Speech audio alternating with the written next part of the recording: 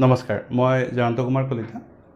দুদিনমান আগতে মই মোৰ ফেচবুকত এটা পোষ্ট দিছিলোঁ যে যদি আপোনালোকৰ কিবা এনেকুৱা ধৰণৰ সমস্যা আছে মোক ইনবক্স কৰিব পাৰে। এই ক্ষেত্ৰত প্ৰায় মই ভালেখিনি ইনবক্সত মেছেজ পাইছোঁ। তাৰ ভিতৰত কেইটামান মেছেজ এনেকুৱা অভিভাৱকৰ পৰা আহিছে যিটো নেকি যথেষ্ট গুৰুত্বপূৰ্ণ, যে সন্তানে নপঢ়ে, খুব দুষ্টালি কৰে, তো বহুত টেনশ্যন হৈছে ইহঁতক লৈ পিনে। স্বাভাৱিকতে এই প্ৰশ্নটোৰ মই প্ৰথমতে ল'লোঁ এটা কাৰণতে যে বৰ্তমান মোৰ কমেণ্টতো লিখে মোৰ দুই এজন চিনাকীয়ে যে ল'ৰাই খুব বদমাচি কৰে, পঢ়িব নিবিচাৰে। এতিয়া কথাটো হৈছে যে আমি যদি চাবলৈ যাওঁ, আমি যেতিয়া সৰু আছিলোঁ আমি 5 বছৰ স্কুলত গৈছিলোঁ, আৰু বৰ্তমান স্কুলত ল'ৰা ছোৱালীবিলাকে 2 বছৰমানৰ পৰাই যোৱা আৰম্ভ কৰি দিয়ে। আৰু এই ক্ষেত্ৰত যথেষ্টখিনি আগৰ আৰু এতিয়াৰ সময়ৰ পাৰ্থক্যও আছে।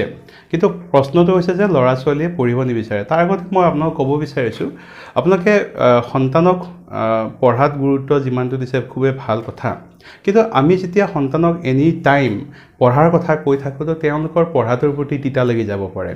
এতিয়া এটা ডাঙৰ সমস্যা হৈছে যে সন্তানে কি কাৰণত পঢ়িব নিবিচাৰে।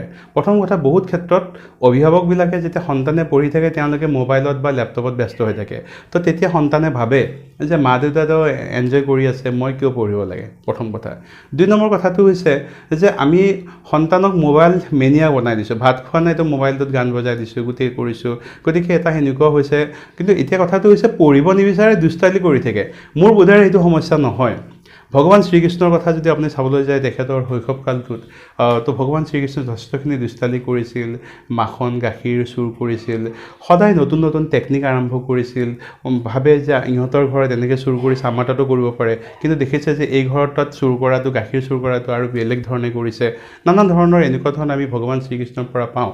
এতিয়া সমস্যাটো তেতিয়াই হ'লহেঁতেন যদি আপোনাৰ সন্তানে একো ধৰণৰ দুষ্টালি নকৰে।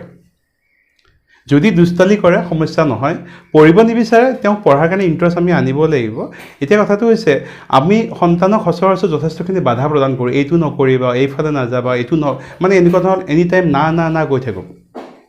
এতিয়া যেতিয়া আপোনাৰ সন্তানে আজিৰ পৰা 20 বছৰ পিছত তেওঁ ভাল শিক্ষা দীক্ষা লৈ ওলাব, যদি আমি এতিয়াতে তেওঁলোকৰ ক্ৰিয়েটিভিটি চাওক, ভগৱান শ্ৰীকৃষ্ণই সদায় নতুনকৈ গাখীৰ চুৰ কৰাৰ কাৰণে তেওঁ যথেষ্টখিনি চিন্তা কৰিব লগা আছিল। আপোনাৰ সন্তানেও যদি সদায় বেলেগ দুষ্টালি কৰে তো ইটো তেওঁলোকে চিন্তা কৰে।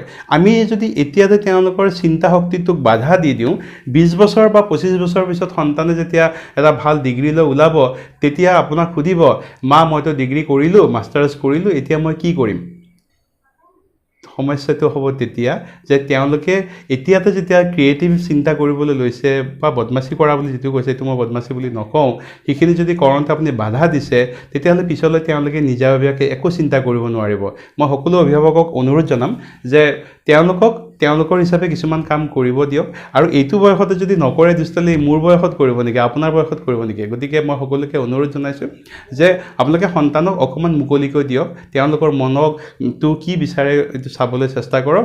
কাৰণ কিয়, মই তেখেতসকলৰ ভৱিষ্যতটো উজ্জ্বল হোৱা বিচাৰোঁ, আৰু আমি লাহে লাহে তেখেতসকলক পঢ়াৰ প্ৰতি আকৰ্ষিত কৰিব লাগিব। আৰু এইটো কোনো সমস্যা নহয়। সমস্যা তেতিয়াহে হ'লহেঁতেন যদিহে আপোনাৰ সন্তানে দুষ্টালি নকৰি এটা ৰুমৰ ভিতৰত বহি থাকে। গতিকে দুষ্টালি অলপমান কৰিব দিয়ক। গতিকে এই ক্ষেত্ৰত চিন্তা কৰিবলগীয়া একো নাই। ধন্যবাদ।